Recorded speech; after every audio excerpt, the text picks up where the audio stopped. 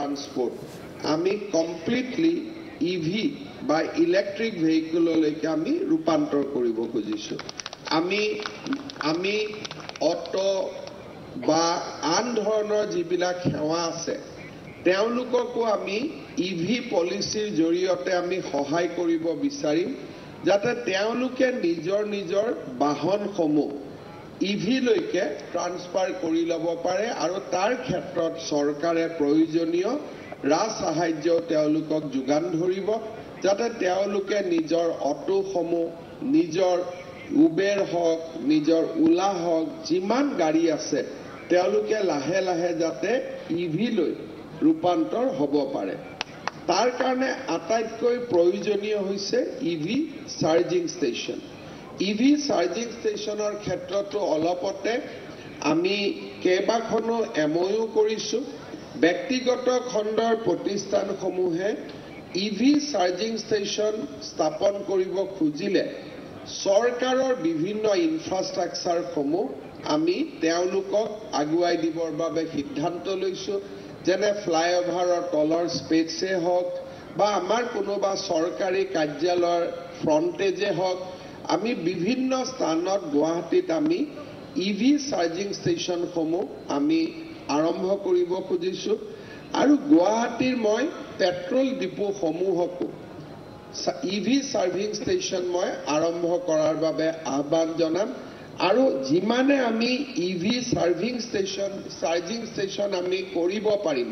সিমান সোনকালে গুৱাহাটীক আমি ফসিল ফুয়েল মুক্ত এখন এটলিষ্ট পাব্লিক ট্ৰান্সপোৰ্টৰ ক্ষেত্ৰত ব্যক্তিগত গাড়ী যিয়ে নহওক কিয় পাব্লিক ট্ৰান্সপোৰ্টৰ ক্ষেত্ৰত আমি ফসিল ফুয়েল মুক্ত এখন মহানগৰলৈকে আমি যাতে ৰূপান্তৰ কৰিব পাৰোঁ। ভাৰতৰ কোনো মহানগৰে আজিলৈকে এই দৃঢ় সংকল্প ল'ব পৰা নাই। Assam Guwahati can be first city যদি আমি এটা প্ৰণালীবদ্ধভাৱে এই দিশত অহা 2 বছৰ আমি কাম কৰোঁ। অসম চৰকাৰৰ পৰিবহণ বিভাগক মই এই ক্ষেত্ৰত প্ৰণালীবদ্ধভাৱে কাম কৰাৰ বাবে মই আহ্বান জনাম, যাতে খুব সোনকালে আমি গুৱাহাটীৰ পাব্লিক ট্ৰান্সপোৰ্টক আমি ফসিল ফুয়েল মুক্ত বা ডিজেল আদি ইন্ধন আমি ব্যৱহাৰ নকৰাকৈ আমি ৰাইজক পাব্লিক ট্ৰান্সপোৰ্ট আমি সুবিধা আমি দিব পাৰোঁ। শ্ৰদ্ধাৰ সুধী মণ্ডলী, আমি এটা কথা সকলোৱে জানো যে মানুহক নিৰন্তৰ পৰিবহণৰ ক্ষেত্ৰত সুবিধা দিয়া প্ৰধানমন্ত্ৰী নৰেন্দ্ৰ মোদী ডাঙৰীয়াৰ এটা অন্যতম লক্ষ্য। আজি আমি ইয়াতে নেশ্যনেল কমন মবিলিটি কাৰ্ড এখন আৰম্ভ কৰিছোঁ। ৰূপেৰ জৰিয়তে এই কাৰ্ডখন আমি এক্টিভেট কৰিব পাৰোঁ। তাৰ ফলত এই কাৰ্ডখনেদি অসম ৰাজ্যিক পৰিবহণ নিগমৰ সেৱা লোৱাৰ উপৰিও দিল্লীলৈকে গ'লে মেট্ৰ' ৰেলৰো আমি সেৱা ল'ব পাৰোঁ। ইণ্ডিয়ান ৰেলৱেলৈকে গ'লে ৰেলৰ টিকেট কটাৰ ক্ষেত্ৰতো আমি সেৱা ল'ব পাৰোঁ আৰু একেখন কাৰ্ড আমি ব্যৱহাৰ কৰি হোটেল বা আন বিভিন্ন অনুষ্ঠানত আমি শ্বপিঙো কৰিব বা শ্বপিঙৰ সুবিধাও আমি লাভ কৰিব পাৰোঁ। লাহে লাহে সমগ্ৰ ৰাজ্যত বা সমগ্ৰ দেশত কমন মবিলিটি কাৰ্ড প্ৰৱৰ্তন কৰা হ'ব। এই ক্ষেত্ৰত আমি গৌৰৱ কৰিব পাৰোঁ যে অসম ভাৰতৰ তৃতীয়খন ৰাজ্য হ'ব যিয়ে নেকি national common mobility card launch কৰিছে। মই ধাৰণা কৰোঁ যে লাহে লাহে আমাৰ সমগ্ৰ দেশতে এই কমন মবিলিটি কাৰ্ড আমি ৰূপায়ণ কৰিব পাৰিম আৰু ইয়াৰ ফলত সমগ্ৰ দেশতে এখন ৰূপে কাৰ্ডৰ জৰিয়তে আমি জনসাধাৰণক এটা খুব ইজি লাইফ বা আমি সহজাত লাইফ এটা বা সহজ জীৱন এটা যাতে আমি দিব পাৰোঁ। প্ৰধানমন্ত্ৰী নৰেন্দ্ৰ মোদী ডাঙৰীয়াই জলবায়ু পৰিৱৰ্তনৰ ক্ষেত্ৰত সমগ্ৰ দেশক অকল নহয় সমগ্ৰ বিশ্বক আজি নেতৃত্ব দিছে। 2033 চনৰ ভিতৰত ভাৰতবৰ্ষই অজীৱাশ্ম শক্তি ক্ষমতাৰ 500 শক্তি জেনেৰেশ্যন বা পাৱাৰ আমি 500 গিগাৱাটলৈ বৃদ্ধি কৰিব খুজিছো। 50% আমাৰ জীৱনত আমি নৱীকৃত উৎস বা ৰিনিউৱেবল এনাৰ্জি বা বিদ্যুৎ এনাৰ্জি আমি ব্যৱহাৰ কৰিব খুজিছো। কাৰ্বন নিগমৰ পৰিৱৰ্তন কাৰ্বন নিগমনৰ পৰিমাণ আমি 1 বিলিয়ন টন হ্ৰাস কৰিব খুজিছো। কাৰ্বন ব্যৱহাৰৰ তীব্ৰতা আমি 45% আমি হ্ৰাস কৰিব খুজিছো আৰু 2070 চনৰ ভিতৰত ভাৰত এখন শূন্য কাৰ্বন নিগমনৰ ৰাষ্ট্ৰ হোৱাৰ দিশত আগবাঢ়িবৰ বাবে আমি সংকল্প গ্ৰহণ কৰিছো। মোদী ডাঙৰীয়াৰ সংকল্পক আগুৱাই লৈ যোৱাৰ বাবে আজি যেনেকৈ আমি CNG আৰু EV বাছ সেৱা প্ৰৱৰ্তন কৰিছো, সেই একে চিন্তা আগত ৰাখি ৰাজ্যত 3000 মেগাৱাট সৌৰ শক্তি উৎপাদনৰ দিশতো আমি ইতিমধ্যে এক বিশাল প্ৰচেষ্টা হাতত লৈছো। মই বিশ্বাস কৰোঁ যে অহা 3 মাহৰ ভিতৰত আমি 1000 মেগাৱাট বিদ্যুৎ শক্তি উৎপাদনৰ কাম আমি ফিল্ডত আৰম্ভ কৰিব পাৰিম, অৰ্থাৎ আমি অন গ্ৰাউণ্ড আমি আৰম্ভ কৰিব পাৰিম আৰু বাকী 2000 মেগাৱাট সৌৰ শক্তি উৎপাদনৰ কামো আমি অহা 2 বছৰৰ ভিতৰত আমি সমাপন কৰিব পাৰিম। অসমে দেশৰ যিটো প্ৰত্যাহ্বান কাৰ্বন নিগমনৰ যিটো প্ৰত্যাহ্বান তাক বিভিন্ন ৰাজ্যই হ্ৰাস কৰাৰ বাবে মোদী ডাঙৰীয়াৰ সংকল্পক বাস্তৱত ৰূপায়িত কৰাৰ বাবে সংকল্প লৈছে আৰু আমিও ৰাজ্যখনৰ জনসাধাৰণে এই সংকল্পৰ লগত খোজ মিলাই আমিও কাৰ্বন নিগমন হ্ৰাস কৰাৰ বাবে আমি বিশেষ প্ৰচেষ্টা হাতত লৈছো আৰু আজি এই প্ৰচেষ্টাৰ ফলস্বৰূপে আমি ইয়াত সমবেত হৈ 200খন EV বাছ সেৱা আজিৰ পৰা আমি আৰম্ভ কৰিব বিচাৰিছো। EV bus solar power generated আমাৰ electricity solar power generate electricity সংৰক্ষণৰ বাবে আমি বেটাৰীৰ জৰিয়তে বিদ্যুতৰ সংৰক্ষণ তাৰো আমি ব্যৱস্থা কৰিব খুজিছো আৰু পূৰ্ব ভাৰতী গেছ লিমিটেড আৰু গেছ গ্ৰিডৰ জৰিয়তে লাহে লাহে আমি আমাৰ ঘৰলৈকেও আমি গেছৰ জৰিয়তে ইন্ধনৰ আমি লাইন লৈ যাব খুজিছো যাতে আমি LPGৰ পৰিৱৰ্তে চিটি গেছ ডিষ্ট্ৰিবিউচনৰ আমি সুবিধা ল'ব পাৰো। মই বিশ্বাস কৰোঁ যে আমাৰ ৰাজ্যত প্ৰদূষণ হ্ৰাস কৰাৰ বাবে যিমানবোৰ ব্যৱস্থা আৰম্ভ কৰা হৈছে সেই গোটেইবোৰ ব্যৱস্থা 4-5 বছৰৰ ভিতৰত যদি আমি বাস্তৱত ৰূপায়িত কৰিব পাৰোঁ, অসমে কাৰ্বন নিগমন বা যিটো আমাৰ কাৰ্বনৰ ফালৰ পৰা অহা আমাৰ যিটো প্ৰত্যাহ্বান জলবায়ু পৰিৱৰ্তনৰ যিটো প্ৰত্যাহ্বান তাক আমি গ্ৰহণ কৰিব পাৰিম আৰু ইয়াক আমি হ্ৰাস কৰাৰ ক্ষেত্ৰত ৰাষ্ট্ৰৰ যি সংকল্প ৰাষ্ট্ৰৰ সংকল্পৰ লগত আমি একেলগে খোজ মেলাব পাৰিম। মই আজিৰ এই অনুষ্ঠানত পুনৰ এবাৰ অসম ৰাজ্যিক পৰিবহণ নিগম আৰু smart city limited Guwahati smart city লিমিটেডক মই ধন্যবাদ দিছোঁ। আমাৰ লক্ষ্য হ'ল যে গুৱাহাটী স্মাৰ্ট চিটি লিমিটেডে গুৱাহাটীৰ পাব্লিক ট্ৰান্সপৰ্ট কাৰ্বন মুক্ত বা ফসিল ফুয়েল মুক্ত কৰাৰ লগে লগে ৰাজ্যবাসীৰ জীৱনৰ নিৰাপত্তাৰ ক্ষেত্ৰতো বিশেষ পদক্ষেপ হাতত ল'ব। তেনে এক দৃষ্টিৰে আমি গুৱাহাটীত 2000 CCTV কেমেৰা সংস্থাপনৰ দিশতো ইতিমধ্যে আমি দ্ৰুতগতিত আগবাঢ়িছো। মোৰ বিশ্বাস যে গুৱাহাটী স্মাৰ্ট চিটি লিমিটেডে আজি যি ধৰণে এটা সময়ত গুৱাহাটীৰ ৰাইজৰ মনত প্ৰশ্ন আছিল যে স্মাৰ্ট চিটি লিমিটেডে কি কাম কৰে, কিন্তু আজি অন্তত আমি দেখুৱাব পৰা হৈছো যে Guwahati traffic signal Guwahati smart city লিমিটেডে কৰিবলৈ সক্ষম হৈছে। আজি আমি দেখুৱাব পৰা হৈছো যে EV bus CNG bus Guwahati smart city লিমিটেডে প্ৰৱৰ্তন কৰিছে। গুৱাহাটীৰ বিভিন্ন বিশেষকৈ ৰাজভৱনৰ সমগ্ৰ অঞ্চলটোৰ river front development 1.3 kilometre river front ডেভেলপমেণ্টৰ এক বিশাল কাম স্মাৰ্ট সিটি লিমিটেডে আগুৱাই লৈ গৈছে। প্ৰায় ই শেষ হোৱাৰ পৰ্যায়ত আহি উপস্থিত হৈছে। আৰু ঠিক তেনেধৰণে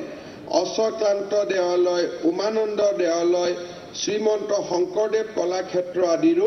সংবৰ্ধন আৰু সৌন্দৰ্য বৰ্ধনৰ কামত স্মাৰ্ট সিটি লিমিটেডে বিশেষ অৱদান আগবঢ়াব পাৰিছে। কিন্তু মই ভাবো যে ইভি বাছৰ দৰে গুৱাহাটী স্মাৰ্ট সিটি লিমিটেডৰ এটা ডাঙৰ কন্ট্ৰিবিউশন হ'ব গুৱাহাটী মহানগৰলৈকে যদি আমি যিমান সোনকালে পাৰো CCTV আমি সংস্থাপন কৰিব পাৰো। যোৱাকালি ৰাতি আমি এক্সিডেন্ট সংক্ৰান্তত কথা পাতিছিলো যে আমাৰ শৰাইঘাটৰ দুখন দলং আৰু দুইখন দলঙৰ ওপৰতে আমাৰ এটাও CCTV নাই। সদায় তাতে অলপ যি বিভিন্ন কামত মানসিকভাৱে দুৰ্বল হৈ পৰে তেওঁলোকে তাৰ পৰাই বিভিন্ন সময়ত আমি আত্মহত্যা কৰা দেখা পাওঁ। পৰিয়ালে মিছিং কেছ দিয়ে। আমি প্ৰমাণ কৰিব নোৱাৰো যে এইটো আত্মহত্যা হৈছে। আৰু আত্মহত্যা কৰাৰ আগতে মানুহৰ মানসিকতাৰ যদি আমি বিশ্লেষণ কৰিব পাৰো তেনেহলে তাৰ প্ৰতিকাৰো আমি বিচাৰি উলিয়াব পাৰো যে কেনেকে তেনেকুৱা মানুহক আমি কাউন্সেলিং কৰিব পাৰো। So CCTV plays a big role. কিন্তু যোৱাকালি আমি হঠাৎ আমি কথা পাতোতে বুজি পালো যে শৰাইঘাট ব্ৰিজতে আজিলৈকে আমাৰ CCTV নাই। ইমান ডাঙৰ এছেট এটা, কিন্তু আইন শৃংখলা ল এণ্ড অৰ্ডাৰ ফালৰ পৰাও তাত আমাক CCTV লাগে, ৰোড এক্সিডেণ্টৰ ফালৰ পৰাও আমাক CCTV লাগে, ক্ৰাইম কণ্ট্ৰোলৰ ক্ষেত্ৰতো আমাৰ CCTV লাগে, কিন্তু আমি CCTV ল'ব পৰা নাই। মই ভাবো যে স্মাৰ্ট সিটি লিমিটেডে 2024 চনত এটা সংকল্প হিচাপে লওক। টকা পইচাৰ কোনো অসুবিধা নাই, চৰকাৰে সম্পূৰ্ণ টকা পইচা দিয়াৰ দায়িত্ব লৈছে যাতে আমি যিকোনো প্ৰকাৰে গুৱাহাটীত আমি CCTVৰ কাম আমি আৰম্ভ কৰিব পাৰো। স্মাৰ্ট সিটি লিমিটেডৰ সমান্তৰালভাৱে আজিৰ দিনটো পৰিবহণ নিগমৰ বাবেও আৰু আমাৰ ৰাজ্যৰ পৰিবহণ বিভাগৰ বাবেও এটা অতি গুৰুত্বপূৰ্ণ দিন। মই ভাবো যে এই স্মাৰ্ট সিটিৰ জৰিয়তে পোৱা 300খন বাছ আৰু ভৱিষ্যতে পাব লগা 200খন বাছ আমি যদি ভাল কৰি পৰিচালনা কৰো অসম ৰাজ্যিক পৰিবহণ নিগম এটা শক্তিশালী সংস্থালৈ ৰূপান্তৰ হ'ব পাৰিব। মই আজিৰ দিনটোত 2024 চনত ASTCক আমি যাতে এটা নিজৰ ভৰিৰ ওপৰত থিয় হ'ব পৰা এটা সংস্থালৈ ৰূপান্তৰ কৰিব পাৰো তাৰ বাবেও মই আমাৰ পৰিবহণ নিগম আৰু পৰিবহণ বিভাগক মই আহ্বান জনাম। পৰিবহণ বিভাগে আমাৰ ৰাজ্যৰ জল পৰিবহণৰ ক্ষেত্ৰতো বিশেষ ব্যৱস্থা হাতত লৈছে। বিশেষকৈ গুৱাহাটীৰ গেটৱে ঘাটত আমি যিটো জাহাজৰ বাবে টাৰ্মিনেল নিৰ্মাণ কৰি আছো, মই ভাবো যে সেই কামো খুব সোনকালে আমি সমাপ্ত কৰিম অহা 3-4 মাহৰ ভিতৰত। তেতিয়া আমি গুৱাহাটীৰ জাহাজ সেৱাকো আমি খুব ধুনীয়াকৈ পৰিচালনা কৰিব পাৰিম। আজি যদি আমি ব্ৰহ্মপুত্ৰ নদীখনলৈ চাওঁ, ট্ৰান্সপোৰ্ট ইনলেণ্ড ৱাটাৰ ট্ৰান্সপোৰ্টৰ ভাঙা ফুটা জাহাজবিলাকে গুৱাহাটী মহানগৰীৰ নান্দনিক যিটো দৃষ্টি বা নান্দনিক যিটো কেৰেক্টাৰ তাৰ ওপৰত প্ৰশ্নবোধক চিন আনি দিয়ে। আমি ভাল বা জাহাজ ল'ব পাৰো নে নাই বেলেগ কথা,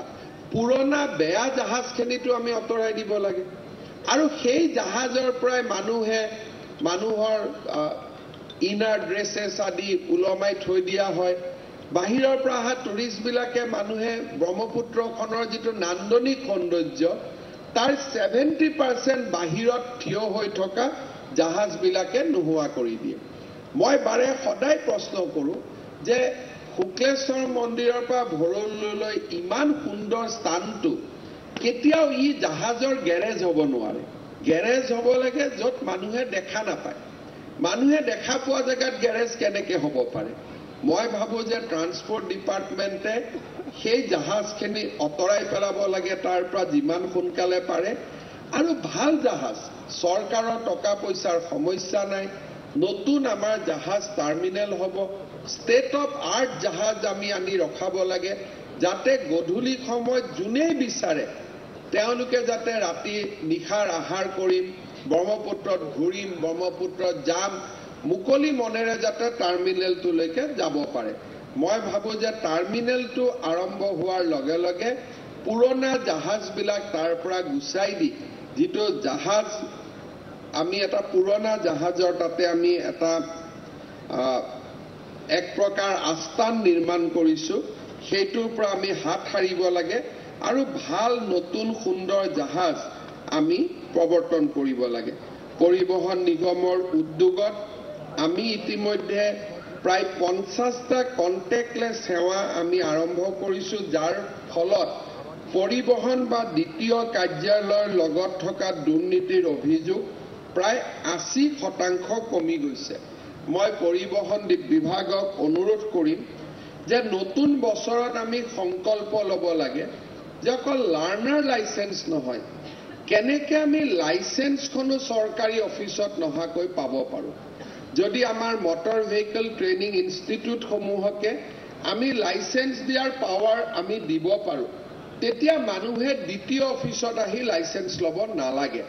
আৰু ইয়াৰ কোনো প্ৰয়োজন নাই আমি যেনেকৈ গাড়ীৰ আগতে ৰেজিষ্ট্ৰেশ্যন দ্বিতীয় অফিচৰ পৰা ল'ব লাগিছিল এতিয়া আমি ডিলাৰসকলকে ৰেজিষ্ট্ৰেশ্যন দিয়াৰ অধিকাৰ দিলোঁ তাৰ পৰাতো আমাৰ কোনো অসুবিধা হোৱা নাই বৰঞ্চ দুৰ্নীতিৰ পৰা আমি বহুতখিনি বাচিব পাৰিছোঁ দুটা ক্ষেত্ৰত পৰিবহণ বিভাগে কাম কৰিব লাগে এটা হ'ল ফিটনেছৰ বাবে আমি চৰকাৰী অফিচাৰক লগ পাব নালাগে fitness should B A specialise job ASTC এটা ফিটনেছৰ সেৱা আৰম্ভ কৰিব ISBTত কিন্তু অসমত প্ৰতিটো জিলাতে একোটাকৈ যদি আমি ফিটনেছ চাৰ্টিফাইড আমি চেণ্টাৰ বনাব পাৰোঁ মানুহে যেতিয়াই গাড়ী লৈ যাব ধুনীয়াকৈ ফিটনেছ দিব ফিটনেছ লৈ ওলাই আহিব চৰকাৰী বিষয়াৰ লগত আমাৰ সম্পৰ্ক নাথাকিব তেনেকৈ অসমত প্ৰত্যেকটো স্থানতে আমি যদি মটৰ ভেহিকল ট্ৰেইনিং ইনষ্টিটিউটৰ যদি আমি লাইচেন্স দিব পাৰোঁ তেওঁলোকে মানুহক গাড়ী শিকাব যদি গুৱাহাটী ইউনিভাৰ্চিটি ৰয়েল গ্লোবেল ইউনিভাৰ্চিটিয়ে যদি মানুহক পোষ্ট গ্ৰেজুৱেট পঢ়াৰ ডিপ্ল'মা দিব পাৰে তেতিয়াহ'লে গাড়ীৰ ড্ৰাইভিং লাইচেন্সখনৰ কাৰণে আমাক কোনো এনফৰ্চমেণ্ট ইনস্পেক্টৰ বা দ্বিতীয়ৰ আমাক প্ৰয়োজন নাই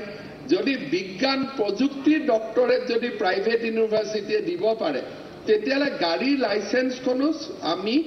নিজৰ জাগাতে নিজৰ স্থানতে যে পাৰ্ট অফ ড্ৰাইভিং কোৰ্চ আমি পাব পাৰোঁ যে 3 মাহৰ ড্ৰাইভিং কোৰ্চ এটা 2 মাহৰ ড্ৰাইভিং কোৰ্চ এটা ডিপাৰ্টমেণ্টে বনাই দিয়ক ডিপাৰ্টমেণ্টে এটা ৰেগুলেটৰী অথৰিটি কৰক সেই ৰেগুলেটৰী অথৰিটিটোৱে অসমত 100খন ড্ৰাইভিং ইনষ্টিটিউট দিয়ক আৰু ড্ৰাইভিং ইনষ্টিটিউটত সেই পাৰ্টিকুলাৰ কোৰ্চটো কমপ্লিট কৰাৰ পিছত আমি ড্ৰাইভিং লাইচেন্সখন পাব পৰাৰ ব্যৱস্থা আমি যদি কৰি পেলাওঁ ই নিবনুৱা সংস্থাপিত কৰিব কেইবাখনো ইনষ্টিটিউট গঢ় লৈ উঠিব আৰু ব্যুৰক্ৰেটিক ৰেড টেপিজিমটো নোহোৱা হ'ব এতিয়া মানুহে প্ৰশ্ন কৰিব যে পৰিবহণ নিগমৰ কি কাম পৰিবহণ নিগমৰে যথেষ্ট কাম থাকে যে আমি ৰাস্তাত চাম যে ফিটনেছ নোহোৱা গাড়ী আছে নেকি আমি ৰাস্তাত চাম যে ড্ৰাইভিং নোহোৱা মানুহে কোনোবাই গাড়ী চলাইছে নেকি আৰু যোৱা মাৰ্চ মাহত যেনেকৈ আমি 37% ৰোড এক্সিডেণ্ট কমাব পাৰিছোঁ যদি প্ৰতিটো মাহতে পৰিবহণ নিগম সচেষ্ট হৈ থাকে অসমত ৰোড এক্সিডেণ্টটো কমি যাব কামৰটো আমাৰ কোনো অভাৱ নাই যি কাম আমাৰ নহয় সেই কাম আমি কৰি আছোঁ আৰু যি কাম আমাৰ হয় সেই কাম আমি কৰা নাই আমি ড্ৰাইভিং লাইচেন্স দিওঁ মন্ত্ৰীয়ে ফোন কৰি দিয়ে যে বৰা অমুক গৈ আছে লাইচেন্সখন দি দিব আমিতো পৰীক্ষাও নলওঁ ধুনীয়াকৈ লাইসেন্সখন দি দিওঁ কিন্তু যদি এটা প্ৰপাৰ ড্ৰাইভিং ইনষ্টিটিউট থাকে তেতিয়া 3 মাহ নপঢ়িলে বা 2 মাহ নপঢ়িলেতো লাইসেন্স নাপাব গোটেই সিস্টেমটো আমাৰ ধুনীয়া হৈ যাব মই ভাবো যে পৰিবহন নিগমে ফিটনেস আৰু লাইসেন্সৰ ক্ষেত্ৰত দ্বিতীয় অফিসত মানুহ অহাটো বন্ধ কৰিব পাৰিলে ৰাইজে চৰকাৰখনক এটা খুব সহজলব্ধ হিচাপে চৰকাৰৰ সেৱা লাভ কৰিব পাৰিব আৰু 2024ত মই স্মাৰ্ট সিটি লিমিটেডক বিশেষ এটা কাম দিলো যে গুৱাহাটী সিসিটিভি কমপ্লিট হ'ব লাগে ট্ৰান্সপোৰ্ট ডিপাৰ্টমেণ্টক মই এটা কাম দিলো যে লাইসেন্স আৰু ফিটনেসৰ কাৰণে কোনেও যাতে দ্বিতীয় আৰু এনফোর্সমেন্ট ইন্সপেক্টর বা MVI তেওঁলোকক যাতে লগ পাব নালাগে এই তিনিটা কাম যদি আমি কৰিব পাৰো মই ভাবো যে আজি দিনটো আমাৰ 2024ৰ সংকল্প বহু পৰিমাণে আমাৰ পূৰণ হ'ব পুনৰ এবাৰ দুইটা বিভাগকে তেওঁলোকৰ সুন্দৰ কামৰ বাবে ধন্যবাদ দিছো যোৱা গোটেই মাহ পৰিবহন মন্ত্ৰী পৰিমল শুক্লবৈদ্য ডাঙৰীয়াই ৰোড সেফটিৰ ওপৰত সমগ্ৰ ৰাজ্যখন ভ্ৰমণ কৰিছিলে নিজে ফিল্ডত আছিলে আৰু আজি আমি তাৰ সুফল পাইছো যে মাৰ্চ মাহত 37 ডিসেম্বৰ মাহত 37% এক্সিডেন্ট কমি গৈছে জানুৱাৰী মাহত আমি যোৱা বছৰ 250 মানুহ ৰোড ট্ৰেফিক এক্সিডেন্টত মৃত্যু হৈছিল 31 ডিসেম্বৰত আমি ভাল কাম কৰাৰ পিছত জানুৱাৰীটো আমি এৰি দিম মই এবাৰ আশা কৰিম যাতে জানুৱাৰীত সমানে যদি আমি ভিজিলেন্স ৰাখো আৰু ডিসেম্বৰ জানুৱাৰীত যদি এক্সিডেন্ট কমি যায় সম্পূৰ্ণ বছৰটোৰ ষ্টেটিষ্টিক্স হি ডেফিনেটলি আমাৰ ফেভাৰত আহিব আৰক্ষী বিভাগ আৰু মই ট্ৰান্সপোৰ্ট ডিপাৰ্টমেণ্টক অনুৰোধ জনাম জানুৱাৰী অসমৰ কাৰণে 31 ডিসেম্বৰতকৈ বেছি ইম্পৰ্টেন্ট জানুৱাৰীত আমাৰ পিকনিকবোৰ হয় জানুৱাৰীত কুঁৱলী থাকে জানুৱাৰীত মাঘ বিহু হয় গতিকে জানুৱাৰীটো যাতে আমি পৰিবহনৰ এনফোৰ্সমেন্ট আমি যথেষ্ট কৰিব পাৰো তাৰ বাবে আহ্বান জনাম মন্ত্ৰী অশোক সিংহাল ডাঙৰীয়াকো স্মাৰ্ট সিটি লিমিটেডৰ এই বদন্যতাৰ বাবে মই অভিনন্দন জনাম আৰু স্মাৰ্ট সিটি লিমিটেডৰ সিসিটিভি কাম ফেৰা এই বছৰটোত সমাপন কৰাৰ বাবে মই তেখেতৰ জৰিয়তে বিভাগক আহ্বান জনাম আজি নতুন বছৰ অসমৰ ৰাইজৰ আমি সমগ্ৰ মন্ত্ৰী সভাৰ সদস্যসকল ইয়াত আজি সমবেত হৈছো খুব সম্ভৱ বিমল বৰা ডাঙৰীয়াক বাদ দি আমি গোটেইবোৰ ইয়াতে আছো আজি এই সুন্দৰ মুহূৰ্তত 2024 বৰ্ষটো যাতে অসম মন্ত্ৰী সভাৰ প্ৰতিগৰাকী সদস্য মুখ্য সচিবকে আদি কৰি বিষয়া কৰ্মচাৰী সকলোৱে আমি জনসেৱাত নিজক উৎসৰ্গা কৰিব পাৰো 2024 বৰ্ষটোক অসমৰ প্ৰগতি আৰু অসমৰ ভৱিষ্যতৰ যি আমাৰ সংকল্প সেই সংকল্প বাস্তৱত ৰূপায়ণ কৰাৰ দিশত আমি যাতে আৰু অধিক কাম আমি কৰিব পাৰো 2024 চনৰ প্ৰতিটো দিন প্ৰতিটো সময় আমি যাতে ৰাজ্যবাসীৰ সেৱাত নিজকে আমি এক প্ৰকাৰ ক'ব গ'লে